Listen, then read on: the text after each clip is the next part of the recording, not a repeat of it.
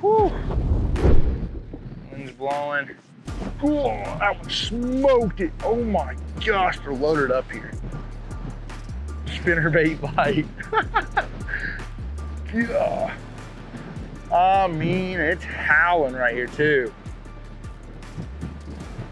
Windy days can be a bear, no doubt. Oh, nice largemouth too. Yes, sir. Nice largemouth right there. Look at that. That's awesome. Beautiful fish. Windy days are tough. Trust me, they are. It just comes down to the fact of you got to stay out here in the conditions. Can't let anybody tell you it's not going down. They are always biting. And a spinnerbait's a great way to cover water and try to find groups of fish when you have these windy conditions, because those fish are gonna normally set up on the edges, and you know, you're gonna have to make the right cast, and typically dragging around, you're not gonna find them easy enough. But let's get back in the water and see how near they're. You know, right now I'm throwing a 3/4 ounce spinnerbait, because you know, it's in the day when the wind's blowing like this, especially if you're fishing, we're fishing 2 to 4 foot of water. It's number 5 willow with a 3.5, and realistically that just adds a little thump. That 5 adds a little more thump. You know, it does keep the bait up pretty high, so the 3/4 is really not for keeping that bait down necessarily. I mean, it does keep a 5 down there a little bit further, but what it really does more than anything is it oh, I haven't hit it right there. For me, it just gives you more distance of castability. You know, you have more distance with that little bit more weight. So that's really the key with that. As far as line, 17-pound, Suffix Advanced Fluorocarbon 7.3 medium heavy action rod, 6/8 to 1 gear ratio reel. Those are the things. I mean, that's sort of my typical spinnerbait setup, especially when I'm making casts.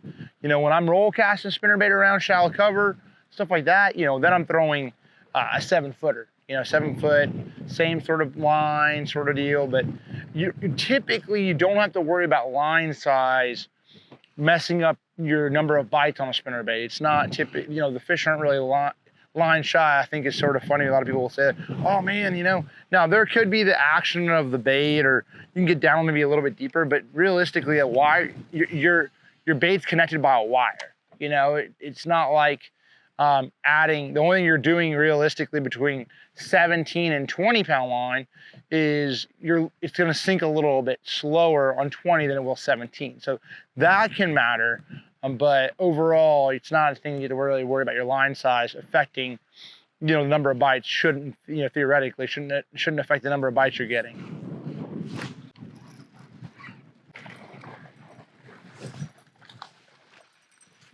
Yes, sir. Okay, so one thing real quick here, another really nice, you know, nice smallmouth.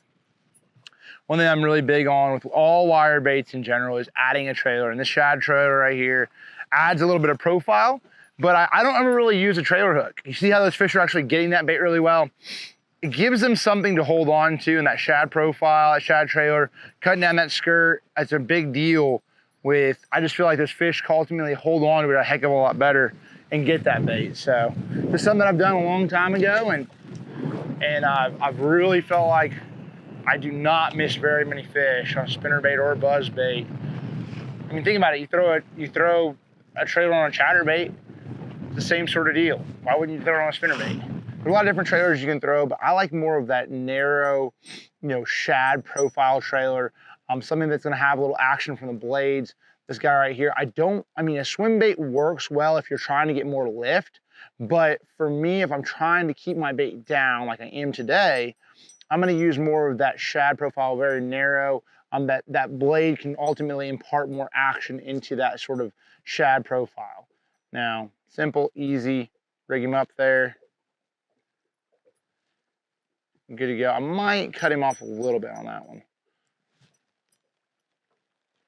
Bite a little bit of the head off, because I want him to be a little bit better, a little bit more compact. There you go. So I cut this skirt pretty tight, or pretty short, where ultimately I don't want a huge profile. I want it to be compact, but that also gives me more of that opportunity to really show off the trailer as it's going through the water. And as this blade is rotating, this guy's back here just shaking along. You can't be afraid of the wind. I mean, it's tough, especially in the transition times of year when, you know, those fish know those cold fronts are coming in, cold front conditions. Oh, there he is. There's some of the best days of bass fishing. Smoke that spinnerbait, dude. A lot of times it takes some time. So like this little area here, we've been fishing this whole area and have not had a single bite. Gosh, nice smallmouth. Wind blowing right into this point. And then all of a sudden, fan casting this little zone and there's a group of fish here. That's the kind of stuff you have to look for. That's why we go bass fishing, is to find a group of fish. And you know, and ultimately you fish all day for just a 5-minute span of things going right. Oh, look at that big old smallmouth. Holy smokes. Look at that right there. Beautiful smallmouth. Spinnerbait action. That guy, whew. It's awesome. It's a lot of fun when they're knocking slack at a spinnerbait. Wind blowing, 4-pound smallmouth. I'll take that.